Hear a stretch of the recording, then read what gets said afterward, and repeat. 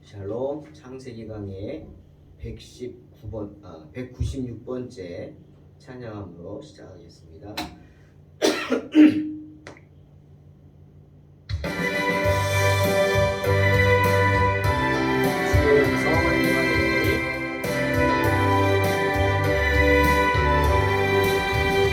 주의 음성을 내가 들으니 사랑한다는 말일세. 믿는 마음으로 주께 가오니 나를 영접하소서. 내가 매일 십자가 앞에 더 가까이 가오니 흘린 보배 피로써 나를 정케 하소서. 주여 넓으신 은혜 베푸사 나를 안아주시고 나의 품은 뜻 주의 뜻같이 되게 하여 주소서. 내가 매일 십자가 앞에 더 가까이 가오니 구세주의 흘린 보배 피로써 나를 정케 하소서. 주의 보좌로 나아갈 때에 어찌하니 기쁠까. 주의 얼굴을 항상 배우니 더욱 친근합니다. 내가 매일 십자가 앞에 더 가까이 가오니 구세주의 흘린 보배 피로써 나를 정케 하소서. 우리 구주의 넓은 사랑을 증명할 자 없으며 주가 주시는 참된 기쁨도 헤아릴 수 없도다.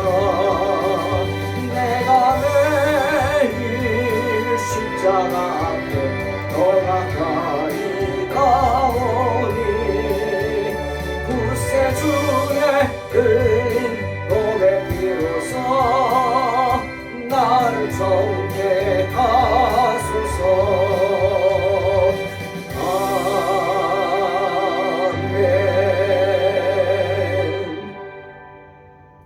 아멘. 창세기 45장 16절로 24절 공독합니다. 요셉이 형들이 왔다는 소문이 바로의 궁에 들리매 바로와 그 신복이 기뻐하고 바로는 요셉에게 이르되 내 형들에게 명하기를 너희는 이렇게 하여 너희 양식을 싣고 가서 가나안 땅에 이르거든 너희 아비와 너희 가족을 이끌고 내게로 오라. 내가 너희에게 애굽 땅 아름다운 것을 주리니 너희가 나라의 기름진 것을 먹으리라. 이제 명을 받았으니 이렇게 하라. 너희는 애굽 땅에서 수레를 가져다가 너희 자녀와 아내를 태우고 너희 아비를 데려오라. 또 너희의 기구를 아끼지 말라. 온 애굽 땅에 좋은 것이 너희 것임이니라 하라. 이스라엘의 아들들이 그대로 할세. 요셉이 바로의 명대로 그들에게 수레를 주고 길 양식을 주며 또 그들에게 다 각기 옷 한 벌씩 주되 베냐민에게는 은 300과 옷 5벌을 주고 그가 또 이와 같이 그 아비에게 보내되 수나기 10필에 애굽의 아름다운 물품을 실리고 암나기 10필에는 아비에게 길에서 공비할 곡식과 떡과 양식을 실리고 이에 형들을 돌려 보내며 그들에게 이르되 당신들은 노중에서 다투지 말라 하였더라. 아멘. 요셉이 바로에게 어떤 존재였을까요? 여러분은 바로에게는 요셉이 어떤 존재였다고 생각하십니까? 그저 하찮은 히브리 노예 출신 정도였을까요? 저는 아니라고 생각합니다. 그래도 바로는 영적으로 깨어있던 사람입니다. 그래서 그분이 하나님이신 줄은 몰랐겠지만 신을 두려워했던 사람이죠. 때문에 그 신을 대변한다고 생각한 요셉을 아주 특별하게 생각했을 것입니다. 아마도 요셉의 한마디 한마디가 다 신의 음성으로 들렸을지도 모릅니다. 왜죠? 비록 신분은 미천했지만 노예 출신이지만 그가 요셉이 하나님께 쓰임받고 있다는 사실을 알았기 때문입니다. 저는 그런 생각을 해봅니다. 바로를 생각하면서 두 가지입니다. 하나는 하나님이 세우신 지도자다. 바로는 그래도 왜? 하나님은 당신이 세우신 지도자에게 역사하십니다. 때문에 우리에게 지도자들을 위해 기도하라고 하시는 거죠. 바로는 하나님이 세우신 당시 최고의 지도자였죠. 때문에 그가 하나님을 알든 모르던 하나님이 그를 사랑하시고 지켜보시고 그를 쓰기를 원하십니다. 그래서 꿈을 주신 겁니다. 꿈을 주셨죠. 많은 생명들을 짊어진 지도자입니다. 여러분, 저도 아내와 세 자녀가 있습니다. 아내와 세 자녀는 저를 바라보면서 살 것입니다. 제가 가장이라는 거죠. 그럼 바로는 그 애굽의 왕국도 그 당시 애굽은 지금으로 말하면 그 지역의 강대국입니다. 많은 나라가 애굽의 입김에 흔들리죠. 그런 지도자를 하나님이 그냥 놔두시겠습니까? 그 많은 생명을 책임지고 있는데 때문에 하나님이 바로에게 꿈을 꾸게 하셨고 이상한 꿈을 꿨죠. 아니 무서운 꿈이고 아주 예사롭지 못한 그런 꿈을 꾸었습니다. 하지만 바로는 그 꿈을 무시하지 않았고 그 꿈을 마음에 두었습니다. 그리고 그 꿈을 통해서 요셉을 만나게 되는 거예요. 그 꿈 때문에. 그죠?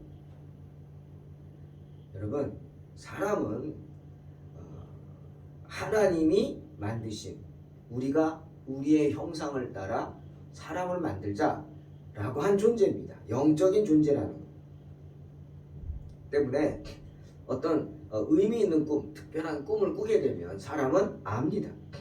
이게 그냥 흔히 말하는 개꿈이 아니다. 압니다. 그리고 그 꿈에 대해서 확실히는 모르지만 어느 정도 이게 좋은 꿈인지 나쁜 꿈인지 또 이것을 어떻게 해야 하는지 압니다.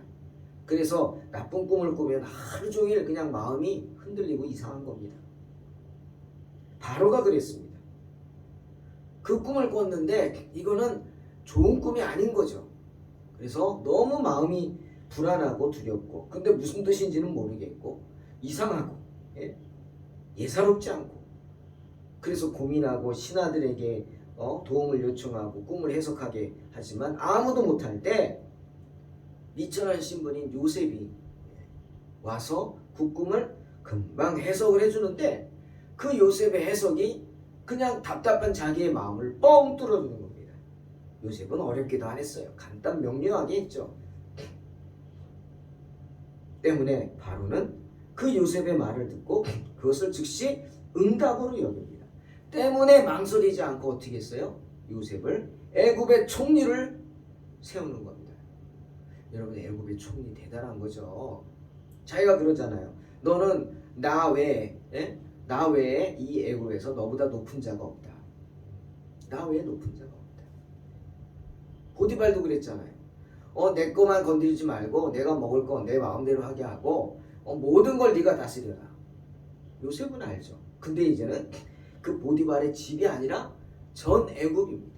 애굽의 모든 것을 다스리는 총리가 되었습니다. 노예 출신의 아직 젊은 요셉을 바로가 뭘 보고 그렇게 높은 자리에 총리로 임명을 합니까? 바로 요셉이 하나님의 꿈을 해석해 주었기 때문에. 그리고 요셉의 그 해석이 자기 마음에 와닿은 거예요. 답답했던 것을 뻥 뚫어준 거죠. 막혔던 것을 부셔준 겁니다.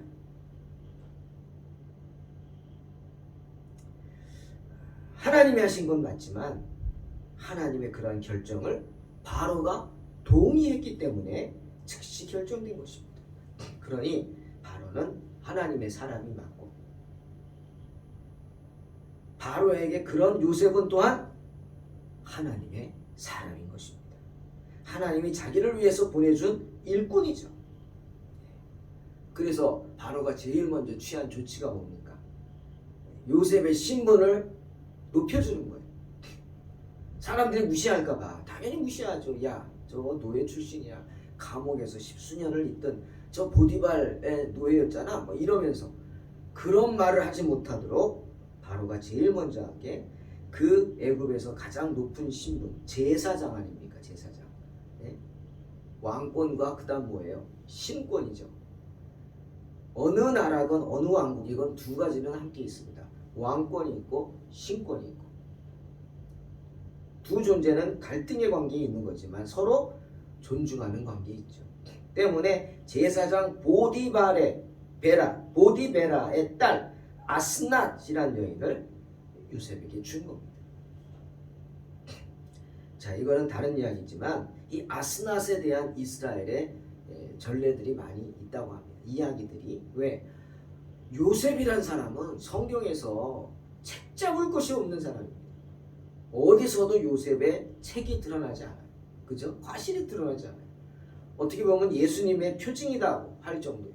그런데 요셉의 그 부인이 어떤 존재일까? 궁금하죠. 이방인입니다. 이방인. 애굽인입니다. 근데 이스라엘 사람은 그게 용납이 안 되는 거예요. 기록은 없지만 그게 용납이 안 돼서 뭐 별 얘기를 다 합니다. 어떤 책을 보니까 이스라엘에서 하는 말이라고 그러면서 이 아스낫이 누구냐? 아스낫이 어떻게 보면은 요셉의 조카예요. 그렇게 뚝 끌고 가더라고. 아스낫이 누구냐? 바로 디나가 세겜 추장에게 강간을 당하죠. 그때 난 딸이 아스낫이래요.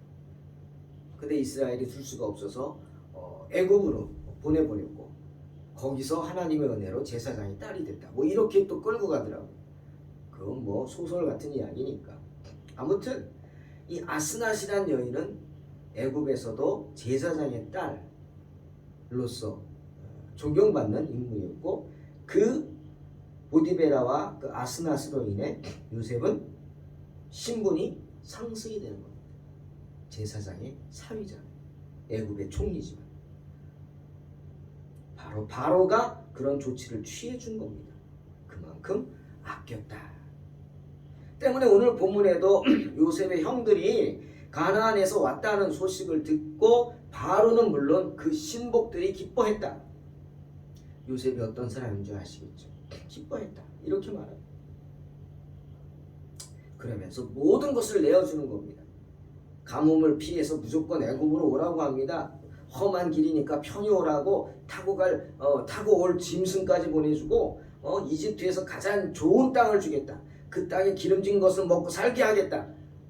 바로가 다짐을 합니다. 마차를 가져와라. 마차를 보내라. 그래서 늙은 아비와 어린 자식들을 태워라. 그리고 또 재밌는 건 거기서 쓰던 세간들, 기구들 아까워하지 말고 다 버려라. 뭐 그러잖아요. 이렇게 어렵게 사는 사람한테 이사와, 내가 집 하나 좋은 집 해줄게. 거기 있는 거 다 버리고 와. 내가 최신식 에어컨, 냉장고, TV, 뭐 세탁기, 요즘 건조기, 뭐 공기청정기, 또 뭐예요? 에어드레서 막 다 해줄게. 와. 그런 겁니다. 얼마나 바로가 기분이 좋았으면 그렇게 했겠습니까? 신상으로 싹 갖추어 주겠다. 전국에서 제일 좋은 땅 주겠다. 특혜죠. 이게 다 누구 덕입니까? 요셉이죠. 네. 바로가 요셉을 아끼고 요셉을 통해서 애굽이 구원을 받았다라고 생각하기 때문에 이런 특혜를 요셉의 가족들에게 주는 겁니다. 여러분, 이 정도면 아끼는 정도가 아니라 존경하는 거죠. 존경. 눈치 보는 거죠. 요셉의 눈치를 보는 거 아니겠습니까? 물론 요셉은 그렇게 존경받을 만한 사람이었습니다. 요셉이 살아온 삶을 보고 존경하지 않을 사람은 없을 겁니다. 요셉은 바로의 명대로 행합니다.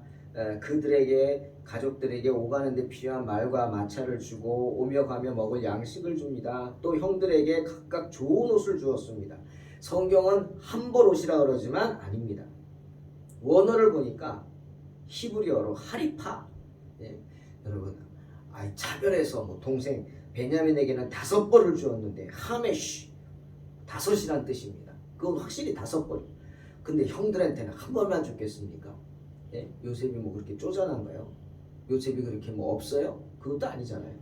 뭐든지 할 수 있는 사람인데. 그러니까 이건 한 벌이 아니라 히브리어 말대로 히브리어 뭐라 그랬냐면 하리파. 그 뜻은 대체할 옷이에요. 그때그때 봄옷, 여름옷, 가을옷, 겨울옷 이런 걸 대체하듯이 대체할 옷들 줬다는 거예요. 그러니까 한 벌이 아닐 수도 있다. 제가 요셉이 이렇게 쫀쫀한 사람이었나 하고 오늘을 보다 보니까 알게 된 사실입니다. 아니에요. 한 벌 아닐 거예요.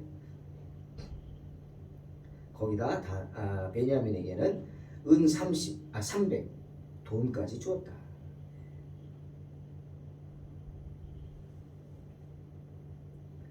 그렇게 큰 선물을 주고 재밌는 건 요셉이 형들에게 한마디 합니다. 뭐라 그랬어요? 당신들 가다가 싸우지 마시오. 다투지 말라. 여기서 다투다라는 히브리어는 라가즈라는 뜻입니다. 이 뜻은 뭐냐? 살펴보니까 격노하다, 흥분하다, 또 당황하다 뭐 이런 뜻이에요. 여러분 요셉이 왜 이런 말을 했을까 생각해봤어요. 그들의 성격을 알기 때문이에요. 몇몇 형제들의 그 불같은 성격 우리도 잘 알잖아요. 가장 성격이 난폭한 사람이 누구였어요? 형제들 중에 요셉이 그 형을 잡잖아요. 에? 사고 칠까봐 잡아다가 감옥에 넣고 다 돌려보내죠. 그 한 사람만 잡고. 누굽니까? 시므온이에요. 시므온은 불같은 사람이라 세겜족 사람들을 도륙한 사람이 누구예요? 시므온 동생 레위입니다. 그런 잔인한 사람 중에 하나 레위 지파가 되어서 하나님의 일을 한다. 이거 참 넌센스입니다. 아니 하나님의 은혜라고 생각합니다.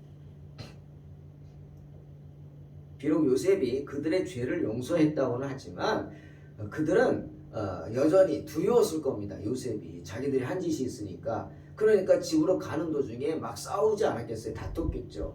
야 네가 장남이면 그때 말렸어야지. 루벤을 탓했을 겁니다. 시므온 보고 너 그렇게 잔인하게 하지 말았어야지. 요셉에게 그렇게 동생한테 그렇게 할 수가 있었어. 막 서로 막 책임 전가하면서 다투지 않았겠어요? 그러지 말라. 요셉이 경고한 겁니다. 당신들은 노중에서 다투지 말라. 서로 비난하지 말라. 왜?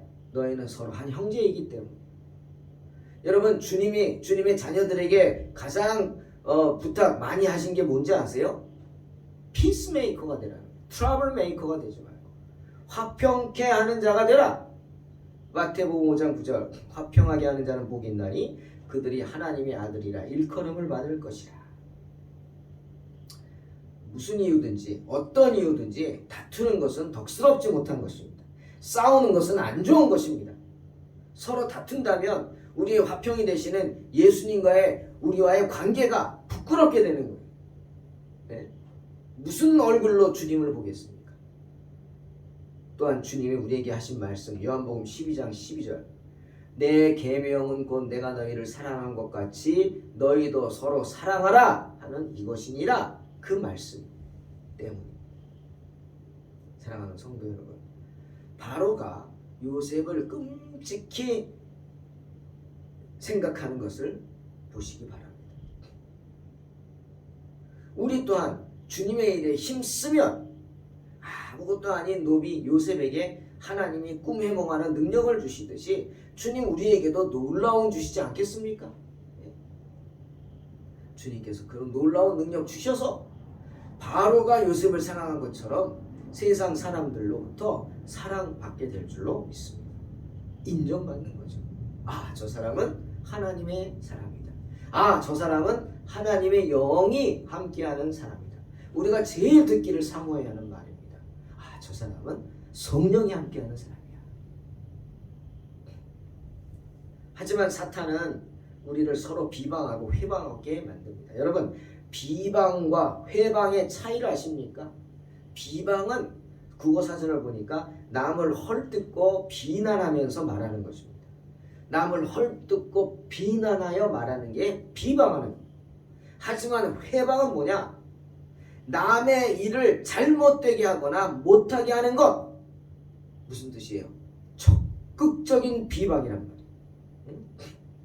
비방은 그냥 남을 헐뜯고 희방하고 비난하고 그냥 말로 사람을 힘들게 하고 아프게 하지만, 회방은 뭡니까? 행동으로 옮기는 거예요. 그 비방하는 마음을, 헐뜯고 비난하는 그 마음이 행동으로 나타나는 거예요. 네? 그래서 맛있게 음식을 만들어 가지고 대접하려고 할 때 그 맛있게 만든 음식에 갖다가 고춧가루 뿌리고 소금 갖다 집어넣고, 그런 행동, 이게 회방하는 거예요. 그러니 회방은 뭐예요? 사탄의 짓이죠. 욥기에서 욥을 비방하는 사탄의 모습 생각해 보세요. 하나님이 욥을 칭찬하자 사탄이 대뜸 뭐라 그럽니까? 아이고 하나님, 어찌 까닭없이 욥이 하나님을 경외하겠습니까? 비방하죠. 비방. 예? 하지만 모든 것을 다 빼앗아도 욥이 하나님을 원망하지 않자 이번에 또 무엇이라고 합니까? 욥기 2장 4절.